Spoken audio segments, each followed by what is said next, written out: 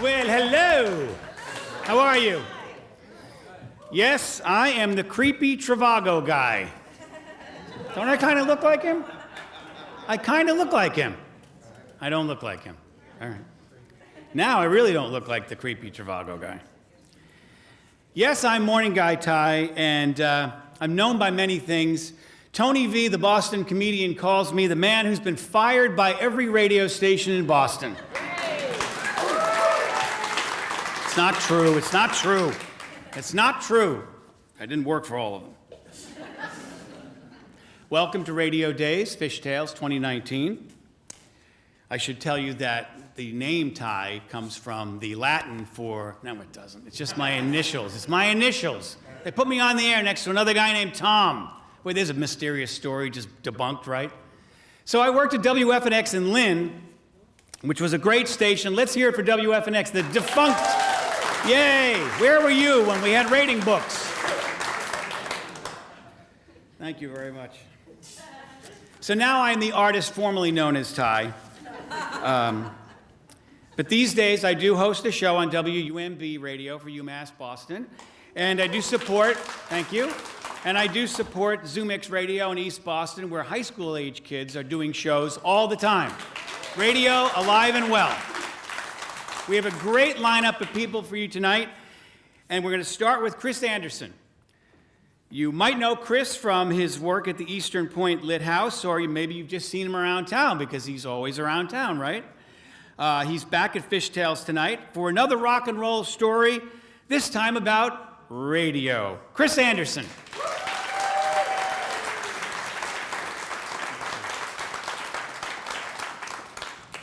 Hey guys. Last time I told a story, I kind of ate the mic a little too much, so I'm going to try to back off a tiny bit, but I hope you can hear me. My name's Chris. I'm a music obsessive. I mean, it's almost all I ever think about. It's kind of weird. This really kind of started in the early 70s when my parents divorced, and we moved back to Texas, my mom and 5 kids. And I had to share a room with my older brother, Mike. Mike and I had a queen-size bed, and in the cubby of the bed, he had a little clock radio that he left on 24/7. And I would end up sometimes just bored, and I'd be laying around in there reading comic books, and then one day, I heard Lou Reed's Walk on the Wild Side. I couldn't believe what I was hearing. The cool lyrics, the quiet melody, and then they said, and the colored girls go, do, and do. Yeah, that's right, people. And then they did it, and it was like, everything changed for me. The world just was upside down. Cut to a few years later, I am in full music obsessive mode. I've got all the Cheap Trick records. I've got ELO records, Pink Floyd, all this, just going 20. I'm just playing it over and over. And it's driving my mom a little nuts, as you can imagine. So every now and then, she would ask me to play something for her, so I put on a little Neil Diamond, a little Art Garfunkel, stuff like that, and she would, it was my first DJ gig, yeah? Then when I was a teenager, I had a moment I'll always remember when we pulled my brother's clock radio out of the bedroom, and my brother Duke got an extension cord, and him and his music dealer, Tommy Jones, were listening out in the driveway to Rock and Roll Alternative, which was a radio show on KZEW in Dallas, Fort Worth. And George Gimmark was the host of that show, and he played punk and new wave and all the stuff that you just weren't hearing on the radio yet, including Gang of Four. Anybody? Hugo? Hi, Hugo. I went out and bought that record the next day. But the song I remember laying under those Texas stars and listening to that music was a song called Lights in the Night by Flash in the Pan. And I know you've probably never heard of them, but go look the song up. It's quite beautiful. And it became the blueprint for everything, all the music I would make later on. Soon after that, I worked a little part-time at the doctor office my mom worked for, filing stuff, and I was able to put together enough money to buy a guitar and an amp. And then I started playing some music with my friend Eric, and we always had the idea that we were going to become a full-fledged band, but it never quite happened. But we wrote a lot of music in my garage, and we had a lot of fun.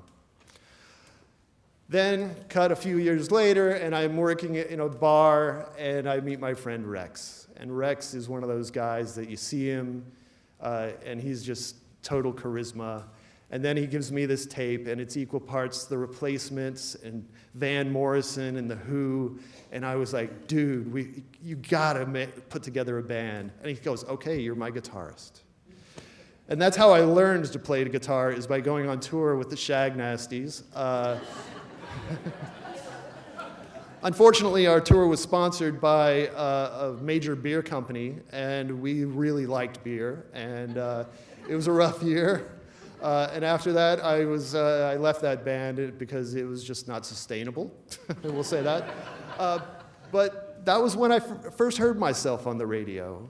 George Gimmark, who hosted the Rock and Roll Alternative, started his own radio station in Dallas called The Edge, one of many that would come later on. And he played us all the time. And it was really crazy to be able to be in my car and one of our songs would come on. And I was like, but this is where Lou Reed belongs. It was quite a moment. Anyway, after I left the Shag Nasties, I gave up music. I was going to go back to school and all that good stuff. And then I heard some more music on the radio, a lot of these really interesting European bands, and I bought another guitar. That's when I started another band, and we were called Transona 5. And once again, I'd never really heard us on the radio in Dallas because the radio market there kind of got weird. But when I moved to Boston, I heard us on the radio. I was driving down Sturo Drive, and it was, again, one of those moments that was just hard to believe. Eventually, that band kind of worked itself out, and I went and finished my master's degree, and I sold my guitar, and I had some beautiful children. And I'm really happy about that. Really happy about that. But I haven't been playing that much music. And so recently I started a side hustle working at Turtle Alley Chocolates here in Gloucester. Many of you probably know Hallie, and Hallie and I are both music obsessives, so it's pretty funny to watch us work together because all day we're just like, oh, what are this song? And we listen to Sirius XM, we listen to the radio all day long, sometimes ERS, sometimes The River, and it's just a glorious thing. But working there, I kind of noticed something. I needed some more music in my life. And so working with Hallie, I was able to put together a few extra bucks, and I bought myself a brand new Telecaster a couple months ago. And who knows, maybe you'll hear me on the radio. Thank you.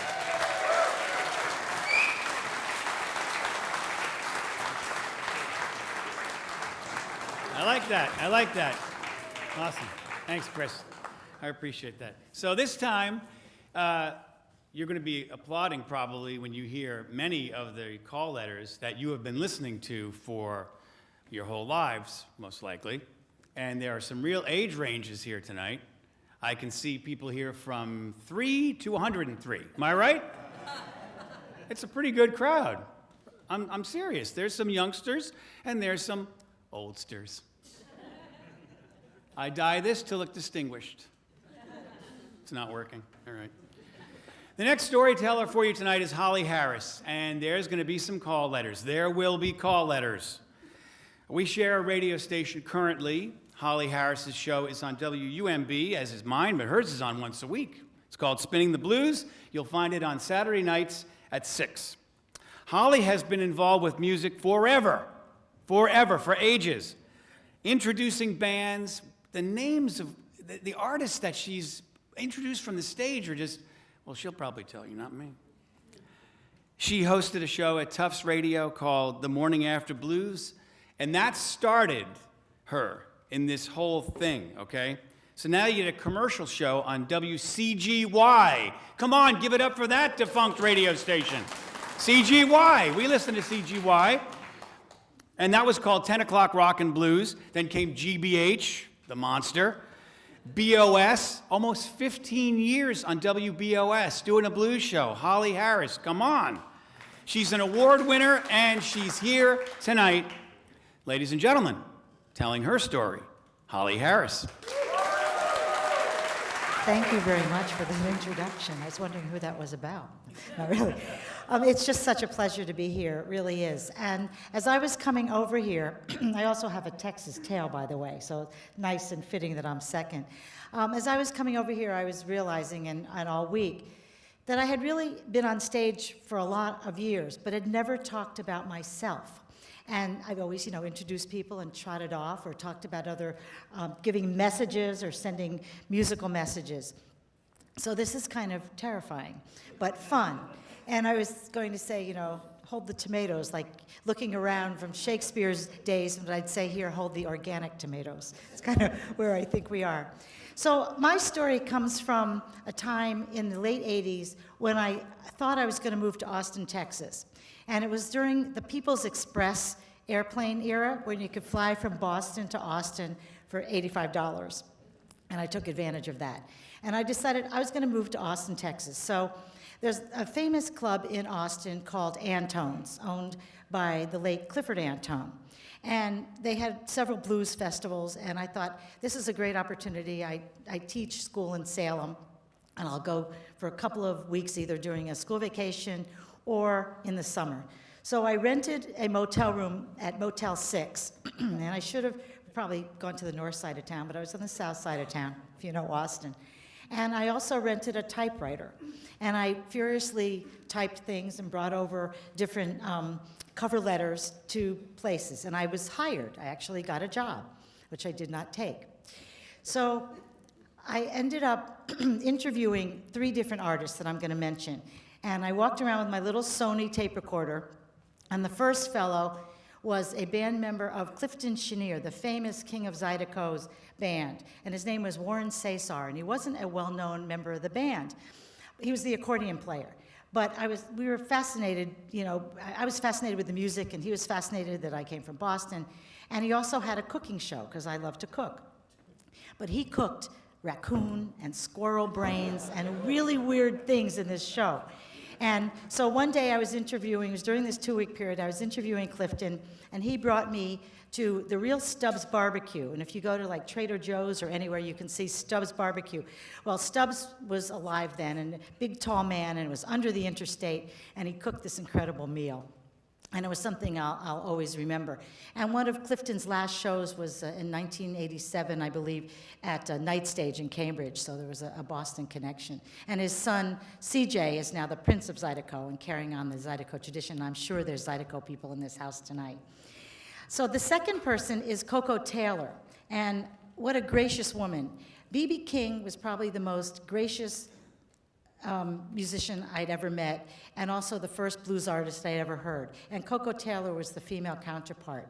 And so we were at Antone's club, the old club on Guadalupe, when Clifford Antone was there before he went to jail and had his troubles, if you know the history of Clifford and his club. But Coco and I, for some reason, decided we couldn't think of why didn't we go outside and set a time to meet. We said, let's just go to the ladies' room. Well, the men's room was here, and the ladies' room was here, and I didn't know the club. And she followed me clear into the men's room, and we just turned around because the whole band was in there. And we were like, oh, my goodness. And we just all burst into hysterics. And years later, I interviewed her when she came to Salem for the Salem Blues Festival, and she stayed at the famous Clipper Ship Inn, and she was still as gracious as ever. Her husband, Pops, was alive at the time, and her second husband's last name was Harris, and we kind of joked that maybe we were related. And the third person I want to mention is a famous guitar player named Mel Brown. And if you know guitar and you know Austin, he was part of the house band at Antone's. And Mel was incredible. He was just such a talent. And so Martin Sexton was on stage, and I was interviewing a little bit of Mel, and we had lunch with Clifford Antone that day. And I get a lot of station IDs. I have hundreds of station IDs where, hi, this is so-and-so, this is B.B. King, I listen to Holly Harris on WGBH or whatever. So I go around, whether it's with my tape recorder or now with a Zoom, and get these IDs. Well, we did a great interview, but he wasn't happy with the ID portion. He said, I'll send you a tape, I promise. I said, okay. So I waited, and eventually I got a tape from Mel Brown. The entire side of the tape was Mel Brown. Hi, this is Mel Brown. Hi, this is Mel Brown. Hey, this is Mel Brown. An entire tape of Mel Brown. And I treasure it, and it was incredible. And it was a wonderful time. I didn't take that radio job because they wanted me, it wasn't going to be music, it was interviewing Texas politicians at the State House. And I would have had to also take the history of Texas. I said, okay, no. And I was engaged at the time, and I had a nice job here, and I thought, you know what? I had fun in Texas. People's Express is going to end anyway. I think I'll just come back. So I made the right decision. And speaking of decisions, you know, we all make decisions, and there's consequences. The 4 people that I mentioned tonight have all passed away. Probably the first guy from eating squirrel brains. But the rest have passed on. And I think it's so important to get out and hear your favorite artists. Get out and have that 360 experience. And that's what you all did tonight. You came, you made a decision to come, and you're having that 360 experience. And whether it's art or music or poetry or whatever it is, it's so important to support each other and support the arts. And I thank you so much for coming. And at the end of my show, on Saturday nights, I always say, get out and hear as much music as possible. Get out and hear as much blues as possible, and just absorb. So thank you for coming. Thanks. I got to steal Holly's line just before the whole show started tonight, because I give you credit, because she said, I'm not used to talking about myself. In fact, I don't even tell my therapist about me. I talk about other people. Like, Holly, that's gold. It's gold. Thank you. So I'm going to do a little bit of name dropping. How's that? Because you do meet a lot of people, and you do interview a lot of people, and you get your photograph taken with a lot of people in radio. The people that are here that are on the air will vouch for that. Am I right? Oh, yeah. And it happens. It's great sometimes. Sometimes it's not so great. Sometimes you don't know how it's going to go.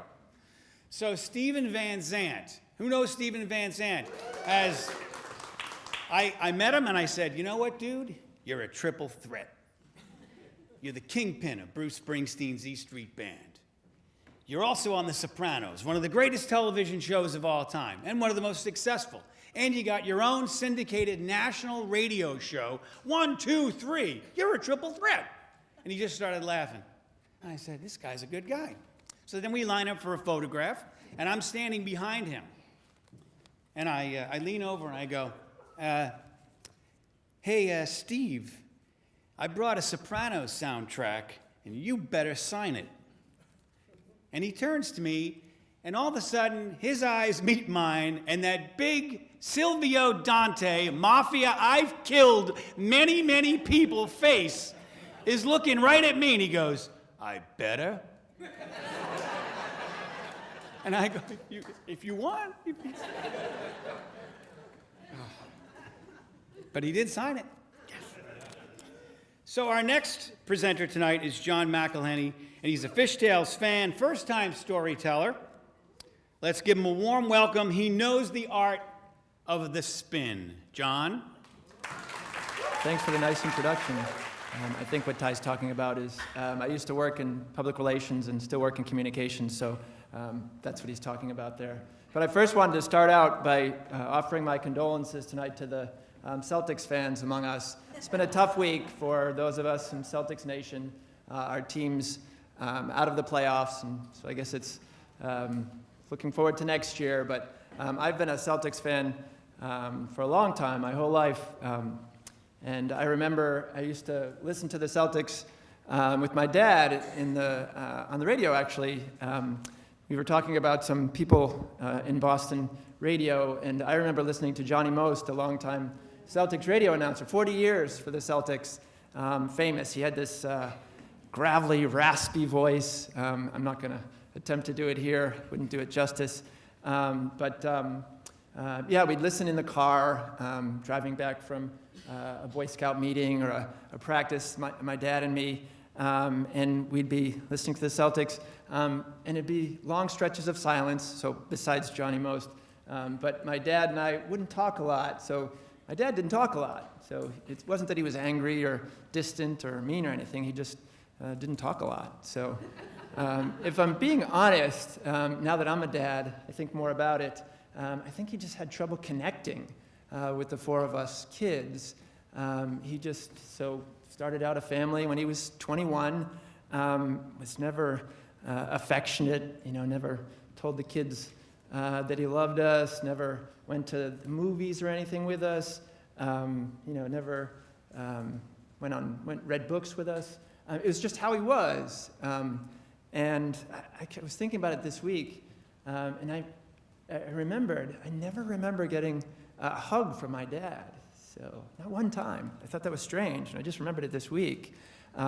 But we had this routine that says a lot at nighttime. Before bed, every night, I'd go over to my mom, kiss her goodnight, and then I'd go over to my dad, and I'd shake his hand, and then we'd do high five, and then low five, and then we'd thumb wrestle until one of us won, and I went upstairs to bed. And so it was a really different upbringing, a different relationship with my dad. But one thing we did have was sports. So sports was our way of connecting, the sort of common ground we had together. I can remember him in his office, his home office, going through the day's work papers, just checking the ledgers from each day, with the Red Sox on TV, and I'd be in there sitting on the floor. We'd be watching the game, but in total silence, except for the game that was on TV. But every once in a while, there'd be a commercial or a break in the action, and I would ask him, I'd say, "Hey, Dad, who do you think's a better player, Craig Nettles or Butch Hobson?" Or I might say something like, "Hey, Dad, do you think Fred Lynn's going to go to the Hall of Fame?" And we'd talk for a couple of minutes, and it'd be nice, just the two of us talking about sports. And then silence again, comfortable though, but silence again. And then I'd walk upstairs when it was time for bed. He had this thing where he went on work trips. He'd go to Western Mass or upstate New York, just on 1 or 2 night trips, stay in a hotel. But every time he came back, he would bring back a USA Today sports section for me. It was pretty cool as a young sports fan. I could read about Steve Garvey or George Brett or these other players that we couldn't get in those pre-internet days, news about that much in our local newspaper. So it was cool to read about that as a young sports fan, but mostly it was kind of special because I knew he was bringing those back for me. He would come back in from his trip, open up his briefcase. I'd be on the couch or at the kitchen table. He'd put the sports section on the table in front of me without saying a word, and just go upstairs and change out of his work clothes in time for dinner. So we had that connection there. And I've been thinking about it, preparing for this, just thinking about him. And I could almost, now that I'm a dad, put myself in his shoes. And I can hear him or imagine him thinking, geez, I've got this awkward, this skinny, nerdy kid, and I don't know how to connect with him. I have no idea. But maybe, just maybe, sports will be a way. And those, he could never tell us he loved us, but those 2-day-old crumpled newspapers, those sports sections, were the hugs that he could never give us. I'm a dad myself now, but pretty different parenting style than my dad. No thumb wrestling, no handshakes at bedtime. Ari and I have 3 kids, 3 lovely kids. 2 boys and a girl, and there's lots of, my kids, they get sick of the hugs and the, love you at bedtime and all that stuff. So I think it's just a different time from the way my dad was a parent and brought us up. But we have a 13-year-old, and it's challenging times now with the 13-year-old. He's officially a teenager now, and he's going through those fits of anger and slamming bedroom doors and arguments over video games. It just seems like he's angry all the time, it seems like. And there's always tension between us, and it makes me sad. I remember not that long ago, we'd have tickle and wrestling on the couch. We'd have, reading after dinner, sharing books, hugs before bedtime. I miss those days. Arya said not too long ago that this intense, sort of competitive, strong-willed boy is who he is. I've got to meet him halfway. I've got to meet him where he is, and sort of come to a common ground. And Arya's way better at the little things in life, like relationships with other humans. So I usually listen to what she says. And in this case, I did. I thought, well, let me try to find a common ground again. Let me try to sort of resurrect that relationship, find that common ground with my son again. And so I came back to a familiar place. We went to a Celtics game not too long ago, and we took the tea in, just him and me, ate giant pizza slices and drank Cokes, and snuck down from the nosebleed seats that we can afford to the ones that we can't on courtside. So I'm really teaching him good values.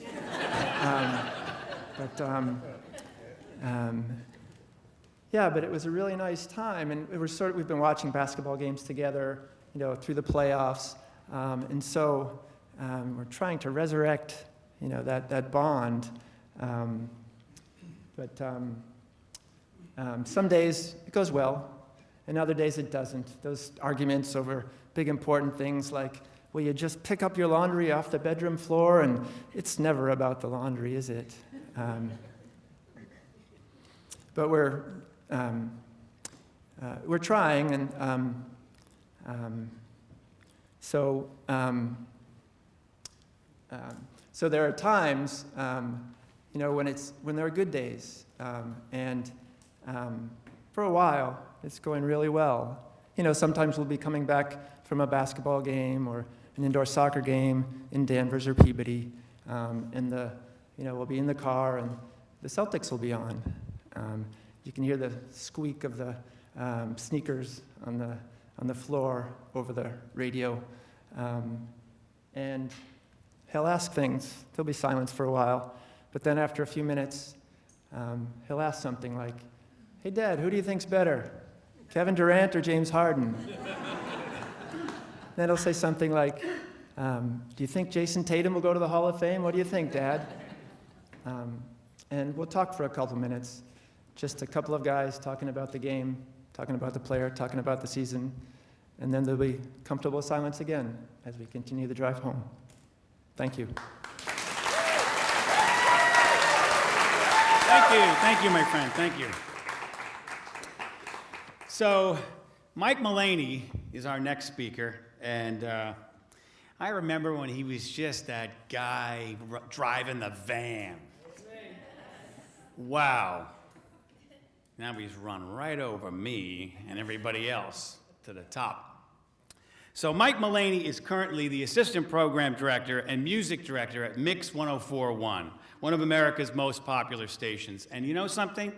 If you don't know what that person does in radio, the Assistant PD, he does what the PD doesn't do. The PD has the position and is fast asleep while that guy's getting the job done. I know.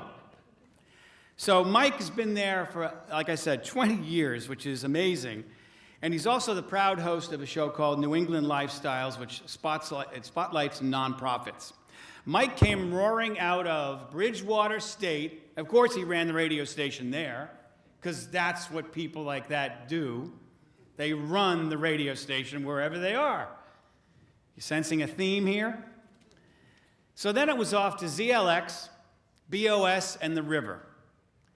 Finally digging in at Mix, consistently picking hits better than his competitors, and hanging out with the biggest names in pop music. And I'm talking about up here for you young kids. The biggest names. Mike Mullaney, everybody. I think he is overhyping me just a little bit, but I'm a very lucky guy. You know, I grew up in Boston. I'm probably one of the only people in the world who has been able to work his entire radio career in the town he grew up in, which is such a gift. I was the type of kid who, when I grew up, my dad was a professional singer. In 1959, he was on the Ed Sullivan Show. My sister was a performer too, and she was she was one of the original members of the cast of Zoom. So she won an Emmy Award. She was Mara. She'd say, "I'm Mara, charge," and she'd go through the letter O.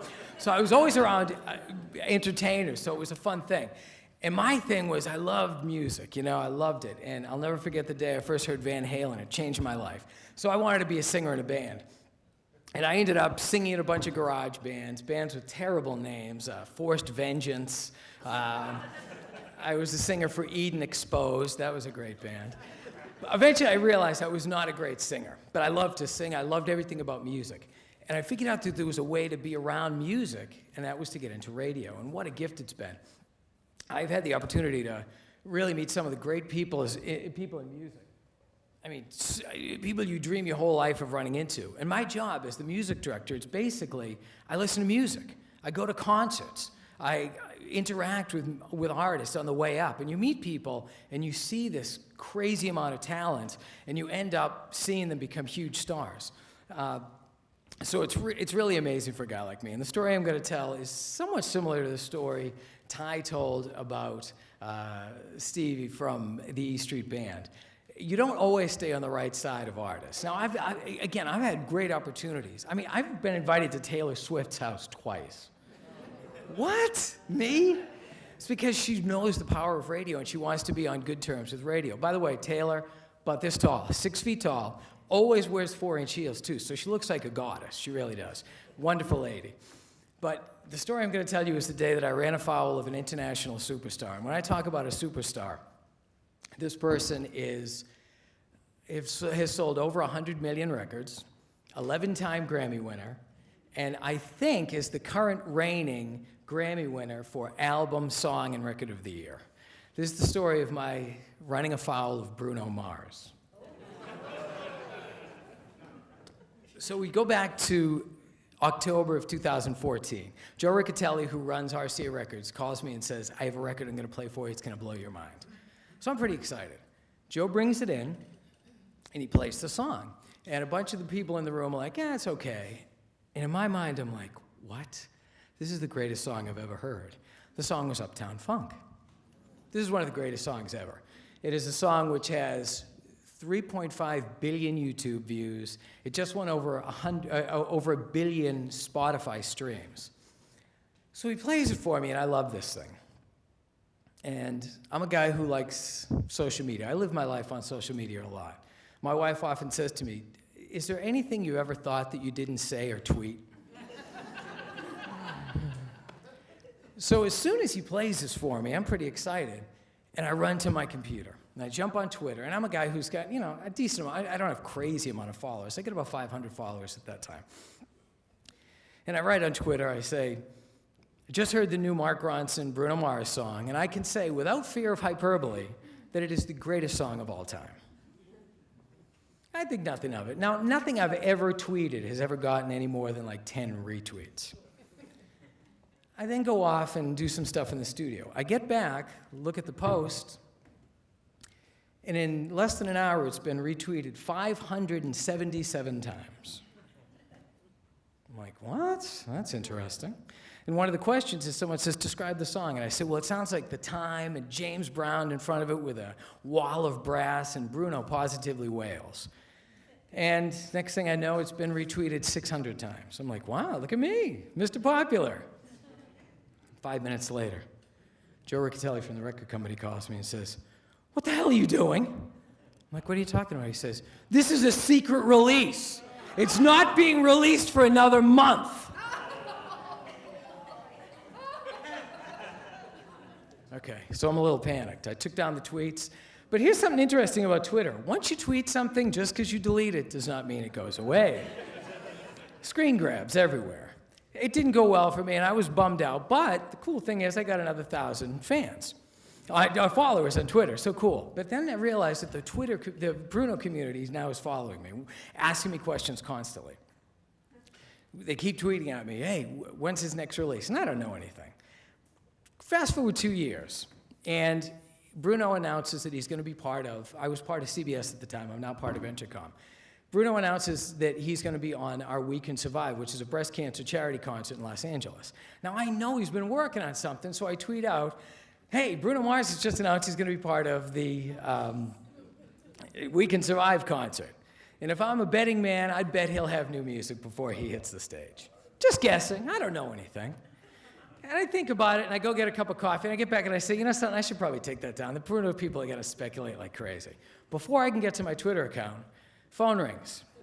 Andrea Gannis, the head of promotion for Atlantic Records. I just got off the phone with Bruno Mars' manager. What the hell are you doing? I'm like, what are you talking about? He said, you're leaking information. I said, what information? I don't know anything. They said, you know about this. You know about his single release, and you're getting it out there. He's not going to play the show now. And I'm like, oh, my God. Now I'm freaking out. And I realized that by the time I had taken it down, they had screen grabbed it and tweeted it everywhere. So I'm freaked out, and I take it down, and they say, do us a favor, stop tweeting about Bruno. I'm like, fine, I'm never going to do it again. But a month later, New York City, they're doing a record release party for 24 Karat Magic. This is the album that had, Finesse, the one with Cardi B, 24 Karat Magic, all kinds of hits. And I get invited to go to hear it. And Bruno's going to be there, and he's going to play the whole record. Day before I'm going to New York, I get a call from Andrea again, from Atlantic. She says, hey, just want to give you the heads up. Bruno was just in my office. We were talking about the strategy for the release of the record next week. Last thing he said before he left my office was, oh yeah, is Mike Mullaney going to be at the event tomorrow?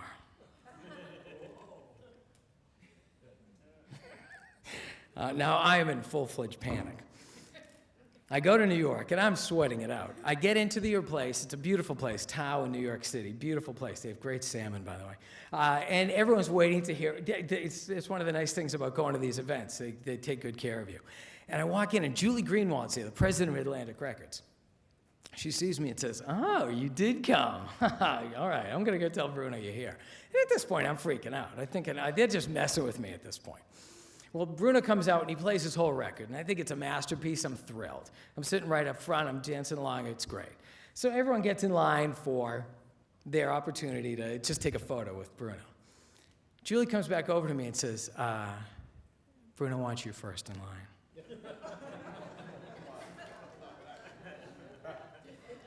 So at this point, I'm like, oh.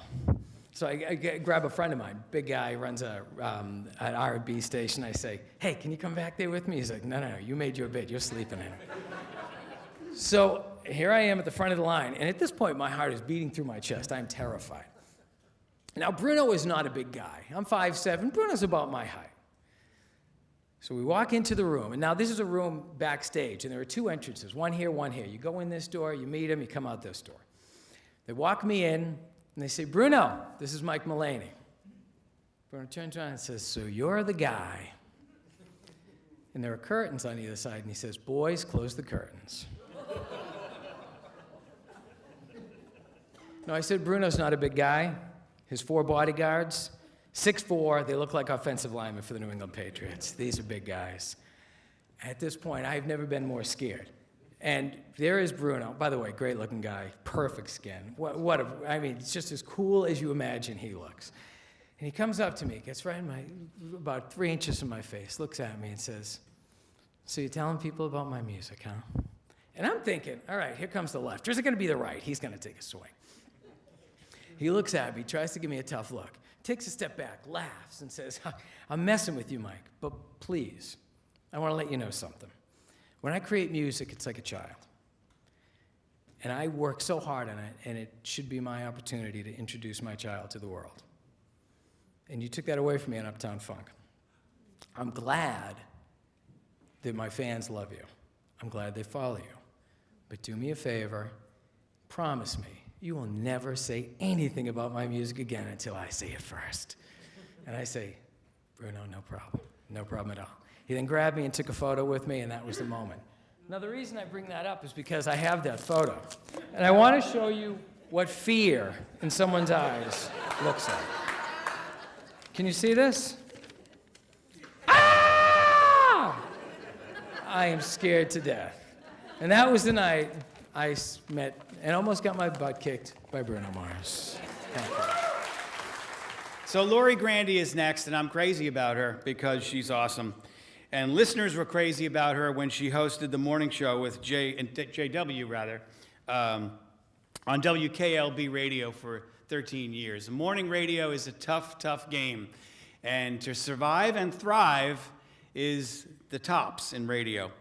She helped build a dynasty at that radio station that was heard around the country and around the world because they put Boston on the map for country radio, winning awards, beating stations in places like, Nashville and all those other places you just assume are the country radio meccas. Country, Boston. Boston, country. You better believe it. On a serious note, revealing her MS on the air was not only incredibly brave and inspiring, but it was really difficult, and I watched from the sidelines with such admiration because I watched her rock the stage at an MS benefit with other women, and the video is up if you care to see it. It's the National MS Society, New England. For over 20 years, Lori has been part of the Boston radio world. She does it all: traffic, music, news. I adore her because when I first did a benefit with the folks at Zoomix for the kids in East Boston, the first person to say yes, I didn't even finish the sentence. Lori, can you? Yes, I'll be there. That's the kind of person she is. Lori Grande, everybody.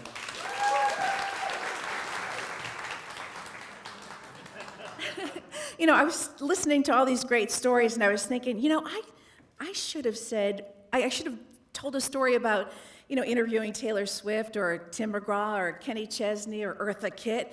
But no, this is all about me. And it's just, I didn't come into radio through the music part of it. I came into it because I was a natural sidekick. Whenever people were talking about things, I'd be like, me and groceries, don't get me going. I would just kind of get in on other people's conversations all the time.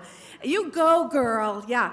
So it's been fun. I've been a sidekick, a co-hostery. That's what I do. The news, the traffic. I'm right in there to buck up the main person. But so I want to tell you a story about something that I had never done on the air before in my many years on the air. This particular morning, I talked a lot about my family on the air.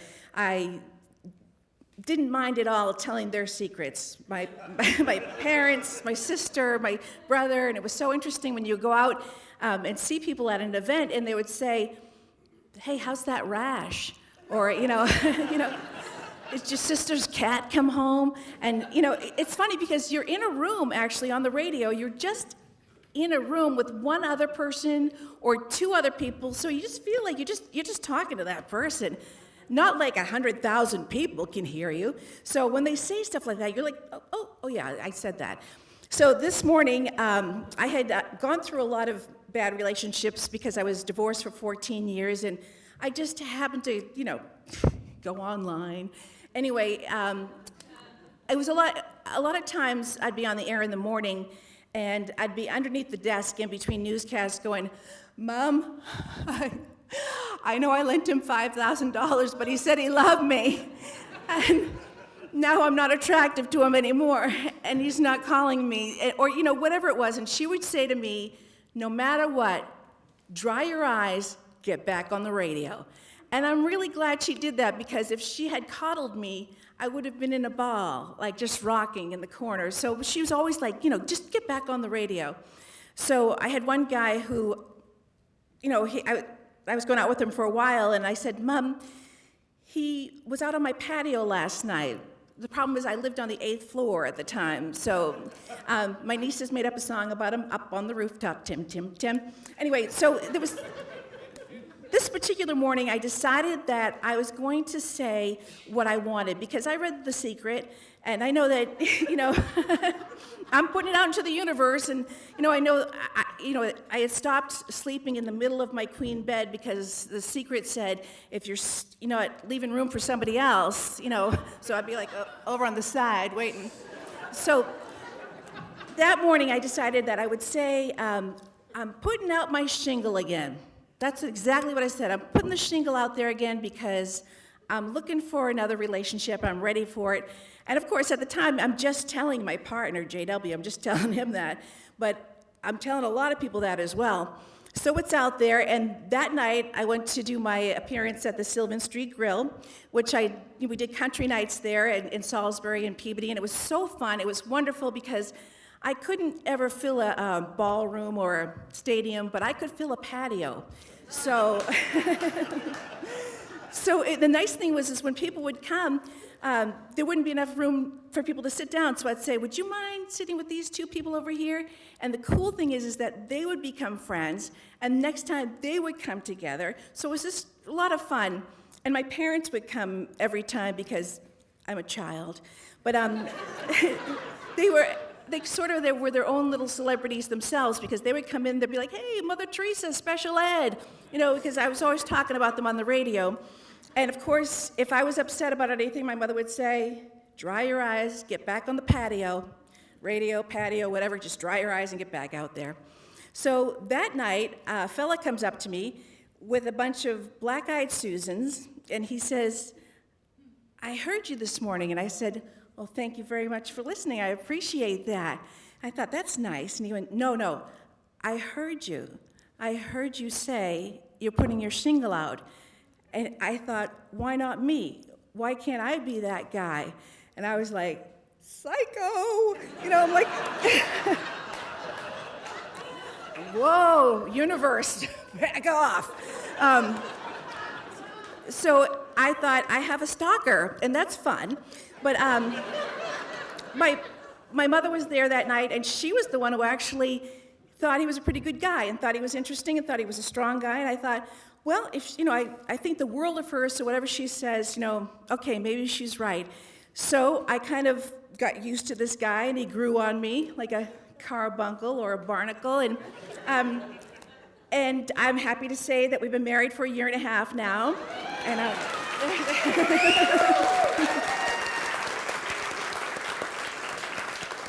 of course he's here. He's my stalker. So anyway, I think that my mother knew something because she knew I needed to have this strong, wonderful person in my life because she just passed away. And she was completely healthy. We went to see Cinderella in Boston one day. The next day, she had a stroke and she was gone. And I would not have wanted to bear this without him at all. And so even now, when I go on the air in the morning and I'm in my studio, and I just want to talk to her so much, I just want to talk to her one more time, I can hear her say, dry your eyes and get back on the radio. So before we get started, I just wanted to give you a little piece of advice, a little skill I picked up along the way. I was a talk show host for a few years. I did radio, and then I was a talk show host after I had my music career. And so I was on RKO, and I did 3 different air shifts under 3 different owners in 3 years. That was really destined to succeed? Probably not. And it didn't. Unhappy ending to that story. But anyway, I learned a lot of things about how to, in soft terms, manipulate conversations, dodge, evade, or just guide. So what would happen is I would interview, pretty prominent people, newsworthy people, and then friends and relatives would go, hey, Tai, what about X? And for a while there, we were on a roll. Hey, Tai, what about Mike Dukakis? What's up with Dukakis? What's up with him? And I'd say, really nice guy. How about them Celtics? And then that was the transition. Pretty smooth, huh? A couple of years later, John Kerry decides to run for president. Hey, Tai, John Kerry, what's he like? I mean, you interviewed him. What's John Kerry like? Really nice guy. Bruins playing tonight? Boom, out of it. Mitt Romney. I interviewed him twice. Shook his hand, stood there, looked him in the eye, sat up straight, Mitt Romney, what's that guy like? I mean, Utah, he's Mormon. I don't know, what's he like? Mitt Romney, really nice guy. Patriots are on fire this year. The best thing about this town is we have the greatest distractions, am I right? Let's hear it. Even when we don't win, people are talking about us. And we win a lot. Pretty nice. So, we're going to start out the second half with Henry Ferrini. He's usually playing the role of the man behind the curtain. Please welcome Fishtail's co-producer, Henry Ferrini.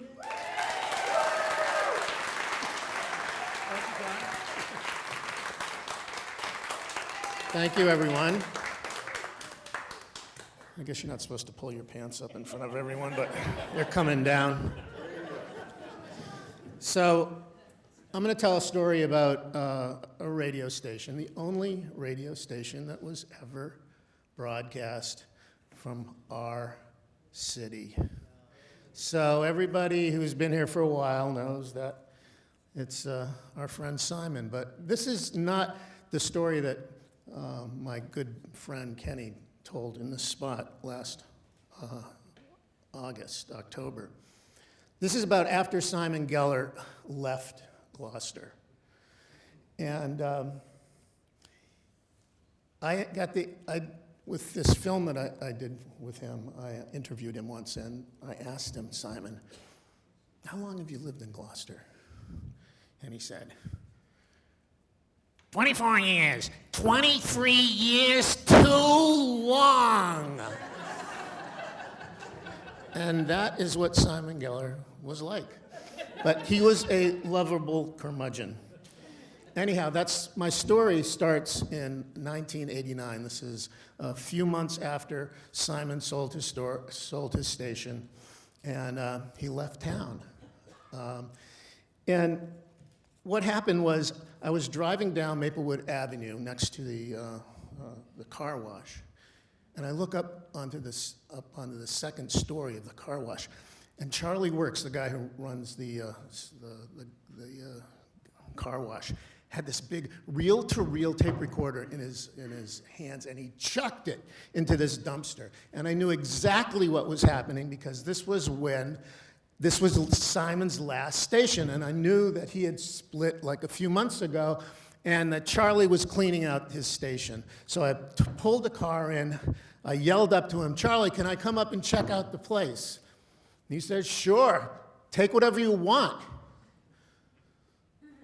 He was getting rid of everything. I walked up, I looked in the place, it was like a bomb went off, and I got really depressed because here's this guy, he spent his whole life in Gloucester, eking out the meager living, and, he provided this music to so many people, just lying in his little rat hole, really, playing this magnificent music. Anyhow, I was depressed, and I was going to walk out, and I walked past a closet, and it was closed, so I guess I had to open it.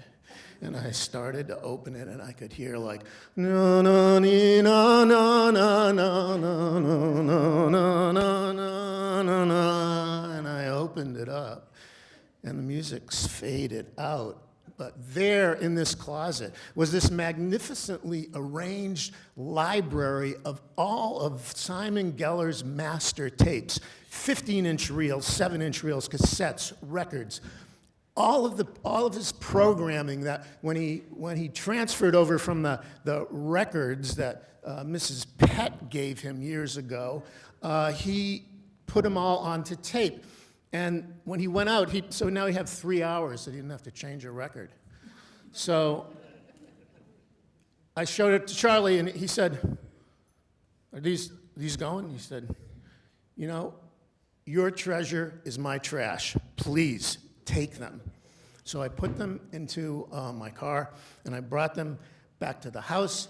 And as I said, this was '89. And I put them in the basement. And I thought I'd have a couple interns or something digitize them, and I'd get a few hours, and I would do something with them. Well, cut to 2015. All right, so now it's 26 years later. I haven't done one thing with those tapes. 26 years, they've been moldering in my basement, getting worse and worse shape. And it sort of, I was there to save them, and now I was causing them their death, So it pained me, but then I got a phone call. I got this phone call from Ohio. The guy's name was Ken Philpott. And Ken had bought a VHS copy of the film, back when it was released. And he wanted a DVD now because it was 2015 and his VHS recorder no longer worked. And I got to talking with him. He was telling me about how he met Geller. And you don't find a lot of people outside of Cape Ann that knew him. So he told me that he was in the broadcasting business and he used to try to tune in Geller's station all the time because he found him to be a fascinating character, but it would always fade out. And he got so tuned into listening to him that he built a 40-foot tower and he aimed it at Gloucester so that he could hear Simon Geller whenever he wanted. And I thought, wow, I wish I had him in the movie. But and then he's, because he's in the broadcasting biz, so he could build that stuff. And his son was like a computer guy, and his son told me that Simon Geller was the soundtrack to his childhood. So this is a family that was very, very with Simon Geller, and I knew I had to tell him about his library, that it was in my basement. And I told him about that, and he said, Henry, my son and I do projects like this where we digitize stuff. Not huge projects like this, but smaller ones. And, let me see if he wants to do this with me, because if he does want to do this with me, then we're going to take on this project. So he calls up Bob and Lowell, and Bob agrees. And we're off to the races. So months later, after hundreds of hours of touching this quarter-inch magnetic tape, splicing, baking it, cleaning it, processing it, equalizing it, all this stuff in order to get it into a form where it could be put on a hard drive. And after months of this, the Phoenix rose, and Bob and Ken delivered to me 700 hours of Simon Geller's music on a loop. 700 hours. Now, some people would say, well, I'd only like to listen to an hour of it, but, I felt differently. Anyhow, so we have that, and if anybody's interested in listening to old Simon, all you have to do is go to wvca.com and click on listen. And, Joe Garland used to call Simon Geller's station an island of tranquility in a sea of soul-destroying sameness. So if you need a little bit of that, send your donations to WVCA, the voice of Cape Ann, Gloucester, Massachusetts. And thank you for supporting Fishtails.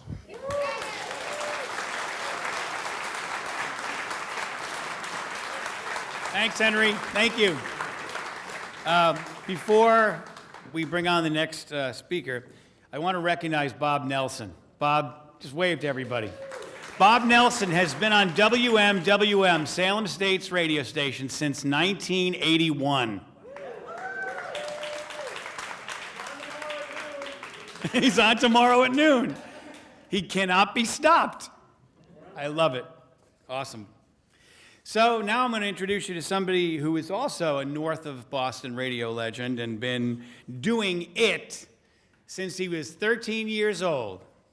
And by it, I mean DJing, hosting, emceeing, entertaining, broadcasting, you name it. Chris Culkeen is a one-man army, and he is here tonight. WESX, WMLO, WFNX, WRKO, WBZ. I just can't keep going on here. It's unbelievable. Not yet. You're going to like this one. traffic in Boston is synonymous with him, not the other way around. Some people got it. 3,000 events over the years, more weddings than anyone I know of emceeing. One night, Chris and I, remember the Christmas party we did together? We drove into the Ted Williams Tunnel when no one was supposed to. And lived to tell the story. Didn't we both think we were going to get shot at or something? Like, we're driving through the Ted Williams Tunnel, there's signs everywhere, no cars. At that time, we lived to tell. When James Brown passed away, he became the hardest working man in show business. Chris Culkeen, Monday night, Endicott Grill in Danvers, his friendly feud night. Tuesday night, Brown Dog in Ipswich. Wednesday night, Wardhurst in Peabody. Thursday night, Dockside in Wakefield. Thank the Lord it's Friday, because we got him. Chris Culkeen. Tai, thank you very much. It's great to be here and to see some of my great friends from this business for so many years, especially Laurie. We go way, way back. And I do take one exception to what Laurie said in her talk about being a natural sidekick. Laurie, you are the star, honey. You are the best. You are awesome. So Tai, as Tai said, I started out as a kid, but I came into doing traffic, as many people get into their thing in this business, sort of by mistake. It was a job that I was offered, and I said yes. That was in 1988, and I got to fly in a helicopter. And I thought, well, how can I say no to that? The coolest job. Has anyone ever flown in a helicopter, by the way? If you haven't, think of the coolest thing you've ever done. Multiply it by 10, and you're getting close to how it feels to be in a helicopter. And I got to do that for about 10 years in both a helicopter and a fixed-wing aircraft, and twice a day for about 6 hours a day. And the only downside is I had to talk to people like Tai every morning. But it was great, a great experience to be a part of. And there were so many great times when we would fly up. In fact, one of my favorite times, if we had some extra time, we'd fly up here. We'd go up over Cape Ann. It is so beautiful. If it's beautiful from the ground, you should see it from above. It is so gorgeous. We'd go down, one of my favorites was coming down the Essex River in an airplane, low altitude, sunset in the fall. It is breathtaking. But there was one night that wasn't as nice as those other nights. This was in 1996. I had been flying for about 8 years at the time, and boy, were my arms tired. I had to. I'm sorry. At that time, I had been reporting for WFNX and several other stations, and one in New Hampshire as well. So we were going up 93. We're at 93 and 495. And all of a sudden, we heard, my pilot and I, heard a loud bang, which if you've ever flown in a commercial plane and you've heard any noise, it's a little unsettling. When you're in a Cessna 182 that normally seats 4 people, and you hear a loud bang and, say, a flash coming out of the exhaust of the engine, it's a little more than disturbing. It is totally frightening. But then, as the propeller continues to move, then come to a stop, and you're looking at the back of a perfectly still propeller, and you're 1,500 feet in the air. You don't know what you're going to do. At the time, I had pretty much finished my reports for the night, but we had a control, we called it our base of operations, who I would talk with to tell them, give them the information. They would give me information for when I would go on the air. I was talking with Matt Phipps, who was another famous name you probably heard here. He was on the river for many years in BOS. I was speaking with him, and he said, hey, Chris, we got a really bad crash up on 495 at Route 3. Now, I was 495 at Route 93 at the time. I said, we'll just shoot right up 495 and take a look.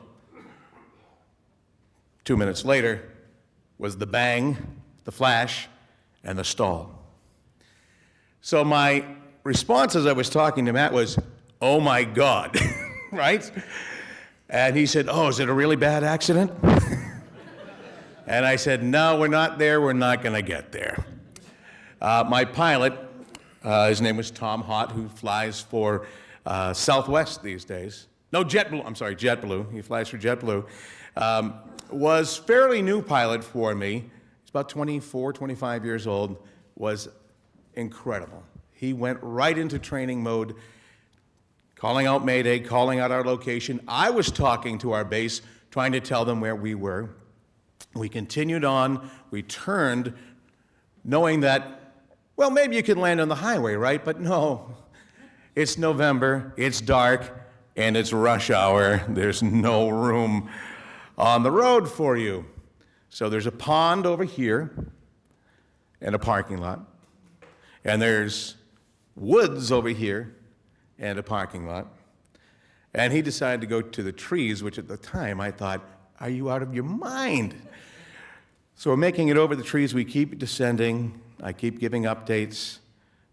The propeller's not coming back on. We're gliding at this point. And I was told later that at 1,500 feet, the Cessna 182 has about a mile of glide time, which is not a whole lot of distance. So we make it over the trees. We're almost there at the parking lot. And then you don't just go like gradually down like this. No, you drop like a rock out of the sky. And we did. But we were over those trees the way that Tom decided to go. And those trees acted like a cushion. They broke our fall. So rather than smashing into the ground, and somebody being here tonight talking about the memory of Chris Culkeen, I'm still standing here. We fell down, the plane fell through those trees, and later they gave me a little gift. This was the nose cone of the propeller. That was about maybe an inch from the ground. This is probably from one of the tree branches that it hit on the way down. Now, the story doesn't quite end there. We were okay, checked everything okay. I said my Hail Marys like the good 12-year Catholic education boy I am. On our way down, we get out of the plane, and then we thought, okay, well, we can just walk over to that parking lot that was 50 feet from us. Oh, no, that's right. That parking lot is Raytheon, and there's a 12-foot razor wire fence around the 2-mile perimeter of the plant. So we began our walk around. We finally make it to the guard shack, and they let us in. A state trooper arrives. We call everybody, let them know we're okay. I call home. Of course, my lovely bride who is here. We had 3 children at the time, 6, 5, and 3, and 6, 5, and 2. And shock, nobody answered the phone. Why would they answer the phone? Because it's dinner time. She's getting them ready for bath, and of course, can't find the handset of the phone, because back when we actually had house phones, do you guys remember what these were? When you had a phone in your house that was dedicated in the house? Couldn't find that handset, and the message went off, and I said, Irene, I'm okay. Just want to let you know I'm fine. I'll talk to you later. I get off the phone. Of course, I haven't been able to talk to the people back at my base. The last thing they heard me say was, we're hitting trees now. And that's when the radio went dead. 45 minutes had gone by. They have no idea in Boston what has happened to us. Irene hears the message and calls, and poor Matt Phipps to this day still turns white when we talk about this story, because he had no idea what to tell my wife when she calls and say, what's going on with Chris? He said that he's okay, but he couldn't tell me what was going on. So in the end, I was fine. Tom was fine. That's all that's left of the plane. We get home, and it's a frenzy. Channel 4, Channel 5, Channel 7, 25, everybody wants to come to the house to talk to me, what it was like to survive a plane crash. We went to bed that night. Next morning, we get up as we always do. I didn't go to work that day. Don't know why. Got the little kids off to go to school. as we're going out to the car, one of our neighbors, who was, remember Mrs. Kravitz? Was it Dick Van Dyke? Was that? No. Bewitched, thank you. She had to know everything, right? Well, this neighbor of ours made Mrs. Kravitz look like a woman who kept to herself, okay? She had to know everything. It must have been killing her the night before to find out what was going on at the old Culkeen ranch that night. Well, she came over to us that morning as we were getting the kids in their car seats and tying them in, and she said, "What was going on last night? We saw all the news trucks. We thought you won the lottery." So, whenever I look at this nose cone from that plane, I remember that I actually did win the lottery that night, and my winning ticket number was the tail number of that plane, November 4926 Gulf, and this is my lucky charm. Thanks so much for having me, and enjoy the rest of the night. So another Chris is here, Chris Kennedy. He was the very first person that I thought of when they asked me to host this evening because he owes me money.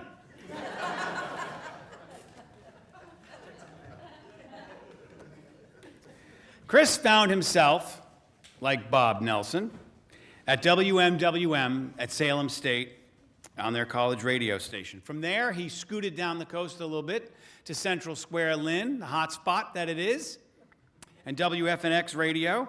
He was an intern, and then we weaseled him onto the salary, I don't know how, the stream of money that was everywhere at FNX, said no one. And so Chris actually produced the Morning Guy Tai show for many years. You say, what does a producer do anyway? Well, I bought jokes from him. Remember, $1 a piece? Some of them were worth $1, some of them were worth much more. $2. Start writing again for me.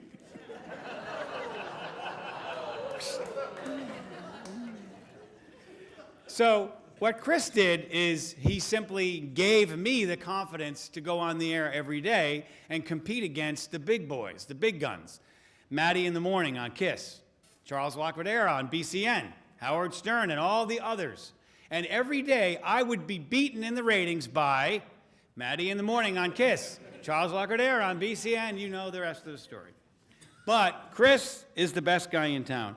He went to BOS and ROR after that. He now is hosting a night at Notch Brewing coming up on Tuesday the 28th, and it's like a former FNX alum and people who love WFNX night, and it all benefits Children's Hospital. So if you're around Salem and you want to come out for a good cause, that'd be a good night, Tuesday the 28th. Where is he? Chris Kennedy. Come on out. Thank you. So I'm disappointed, Tai. Radio Day is right there, and you just never said the line that everybody knows from the movie, which I'm not even going to say it now, because he's a ventriloquist on the radio. How do you know he's not moving his lips? Come on. It was right there for you the whole time. So my story is a little bit different from the stories that we've heard. Are you ready for some debauchery? Are you ready for some thievery, thuggery? Some scary, scary stories. Sexual depravity in Central Square Lynn in the middle of the night in the 90s. Central Square Lynn was a very unique place. If you were there in the daytime, it was sketchy as hell and could scare the crap out of you. If you were there at night, we took it to an art form. So this one particular enchanted evening, I'm looking out over the perch in the second floor at 25 Exchange Street, and looking down where, you have all kinds of characters gathered across the street, usually on, it's right where the bus station is. And so you would have occasional drug dealers. You'd have, fights breaking out down around the corner, so you'd have police cruisers coming in from all different angles. You'd have the occasional prostitute standing there, flashing up 20 fingers to me, saying, $20, come on down, and I'd say no. And then it would be $10, and I'd say no. And then it would be $5, and I'd say no. So anyway, on this one night, The square was dead silent. There was nothing going on. And it just kind of felt eerie. It just felt weird. And all of a sudden, this light flashes in the studio that signals that someone's at the front door. Now, as Tai pointed out, FNX spared no expense. So, there was no amazing plexiglass to prevent people from coming in. There was no video conferencing or video that would shoot to FBI. We had a $10 intercom system from Radio Shack. That was the entire safety of the place. So I tried really hard to sound intimidating when I said, hello, because I'm in the building all by myself. So the guy on the other end says, yeah, do you live at such and such Essex Street in Salem? Crap, now they know where I live. So I again said, why would you ask that? And he said, well, I recognized your car, and I live upstairs from you, and I was hoping you could give me a ride home. And I said, what are you doing in Central Square in the middle of the night? And he said, I got mugged. And I said, you got mugged? And by now, the voice is starting to sound familiar to me. This was a very interesting-looking guy. I would say that, from The Lord of the Rings, Sam, who's Frodo's best friend? I'm pretty sure that the character was, this guy was the prototype for that character. So, anyway, I decided to let him in. I start to run downstairs, and I check and make sure it is indeed him. I get to the door, and he's wearing nothing but a pair of boxers. And so I said, okay, come on in. We come upstairs. I run into the studio. He's thanking me profusely the whole way up the stairs, just saying, oh my God, I can't believe you. Thank you so much. You've saved my life. I've been roaming around Central Square, and then I saw your car, and thank you. I said, so you got mugged? And he said, well, not so much mugged. I got rolled. And I'm thinking, who says rolled in 1993? This isn't an episode of Kojak. I mean, really. So I said, how did you get rolled? What happened? And he said, well, I work at Kelly's Roast Beef in Revere, and I'm hanging out with my buddies, and we decided to go drinking afterwards. So we went to a bar in Lynn, and I met these two wicked hot chicks, and things are going really well with them at the bar. So we decided to go to the beach, and I tried to convince them to go skinny dipping with me. And they said, you go first.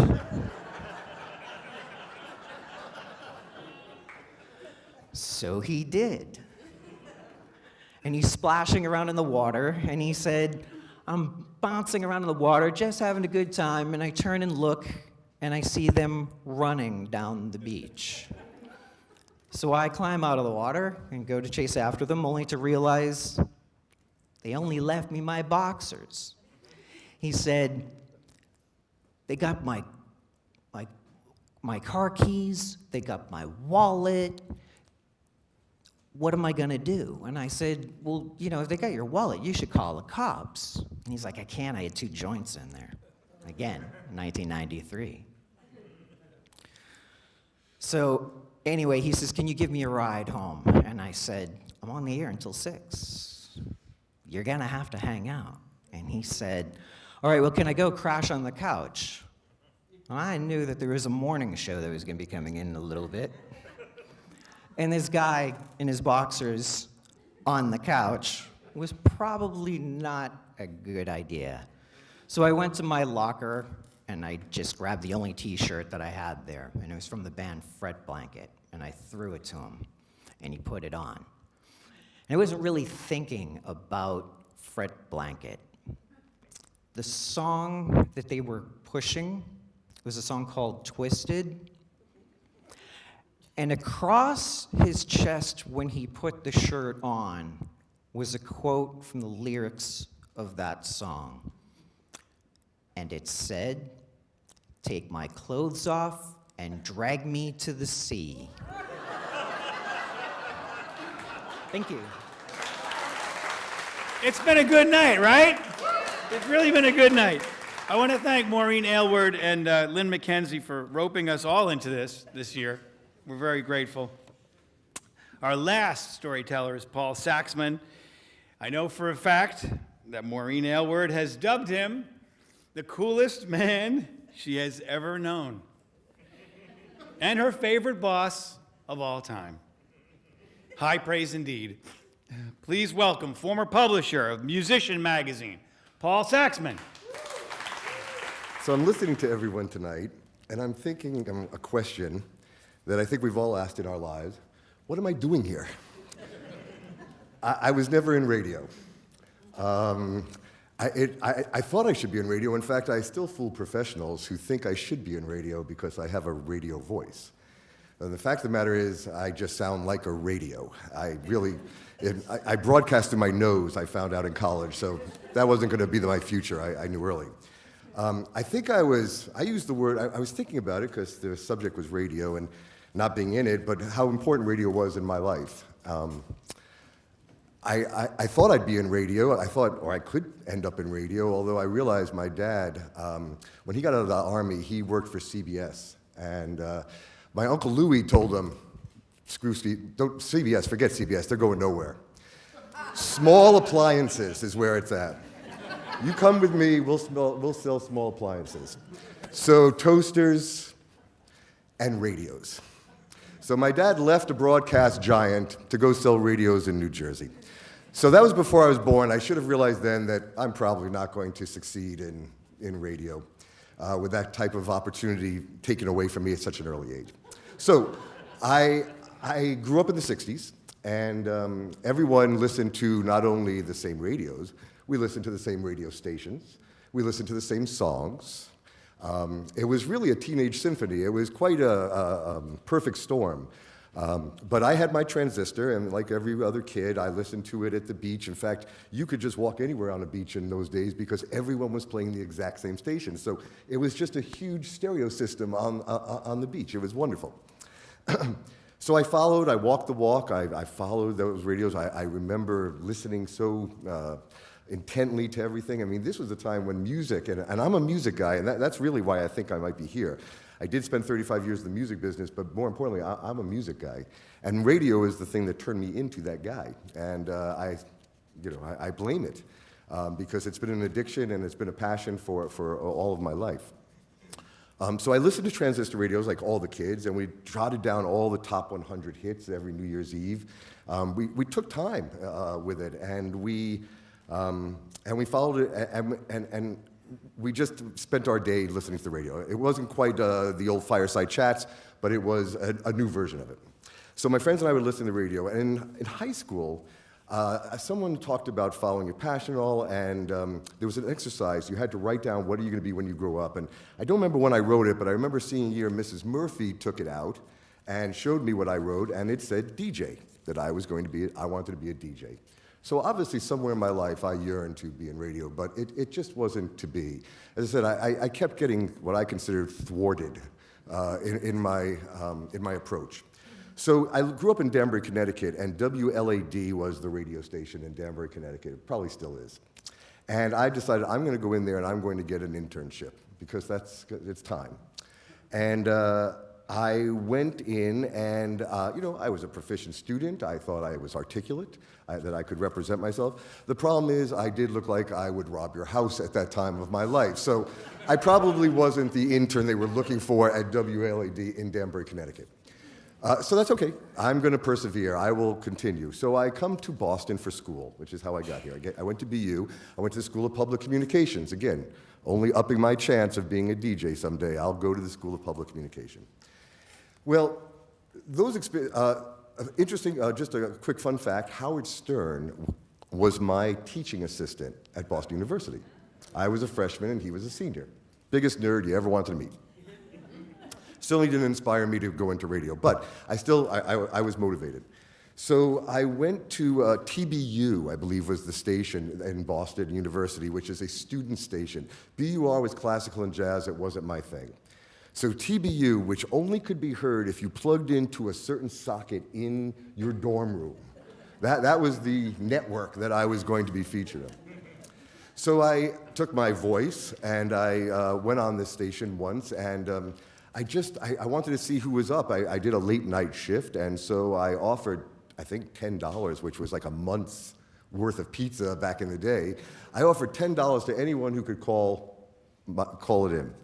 And there was nobody listening. There was nobody called. I repeated the number over and over again. I upped it to $20. I just realized I have no audience. This isn't happening. I have to go back a second because I realized in college, besides WLAD, I was thwarted by my dad as well. I was after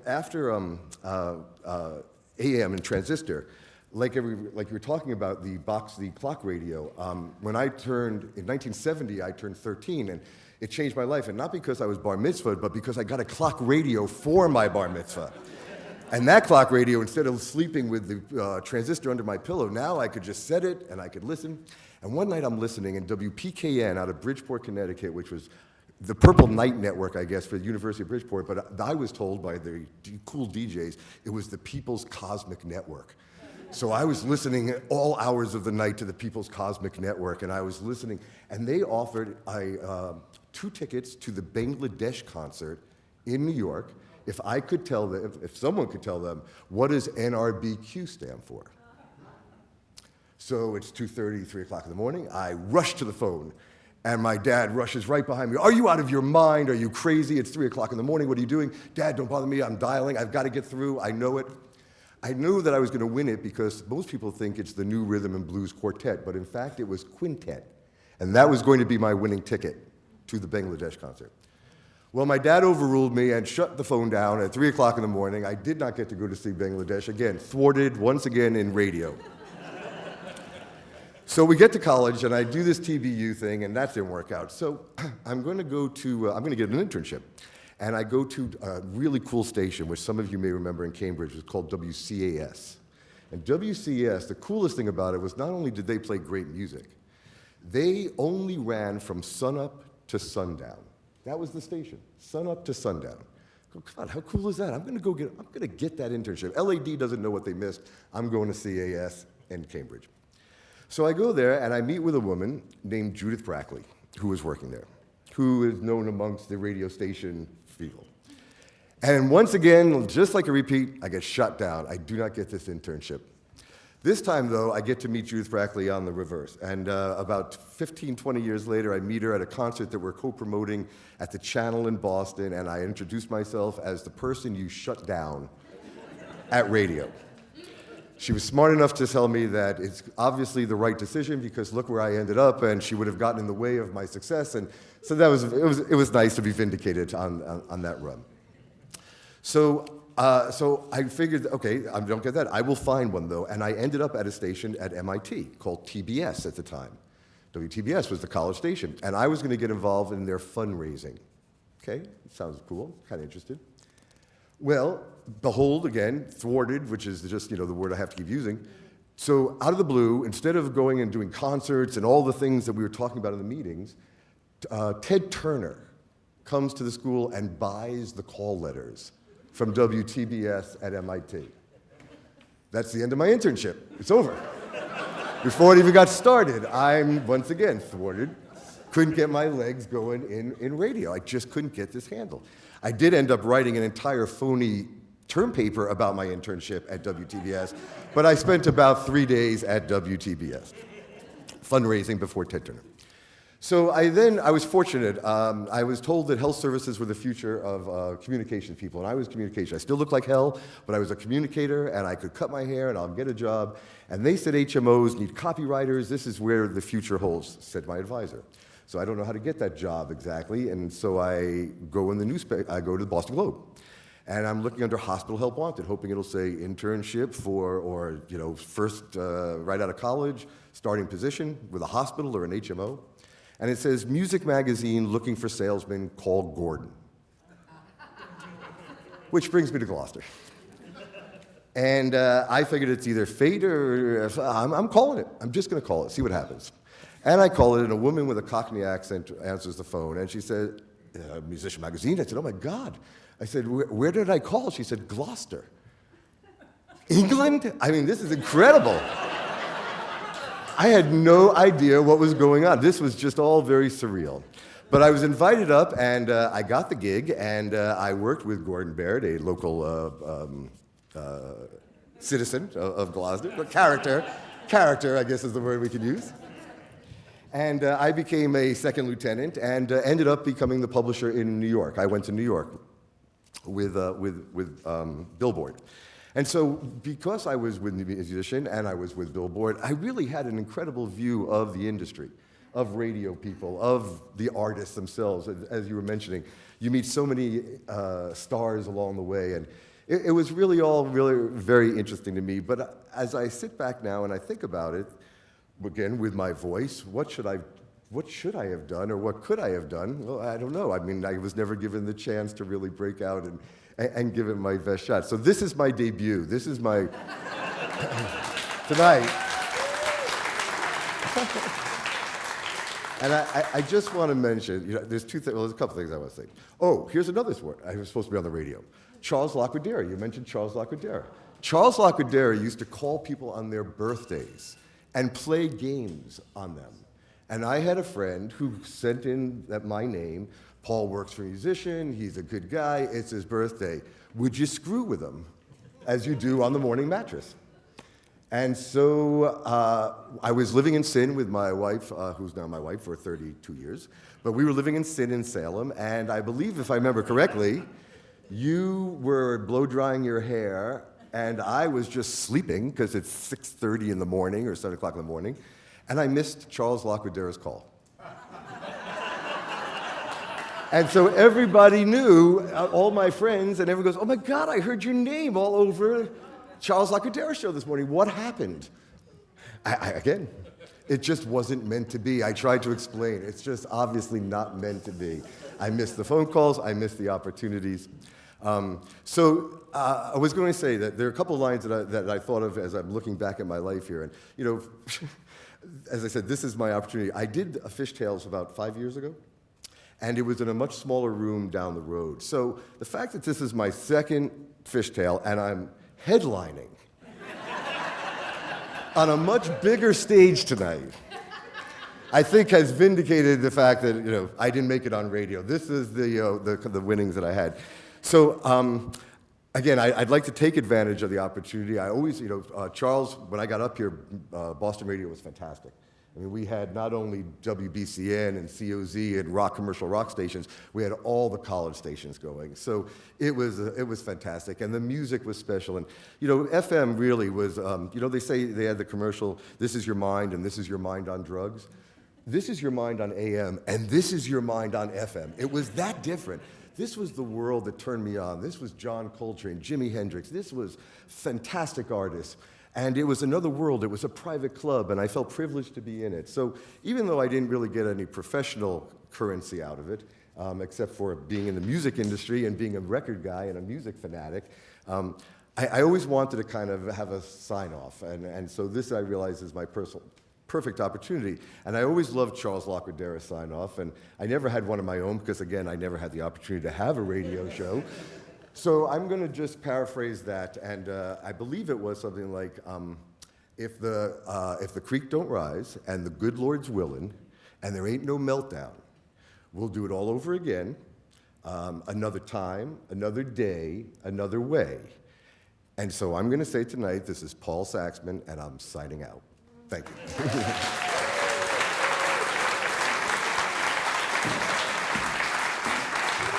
That's all we got for you, folks. Thank you for coming out tonight. Safe home.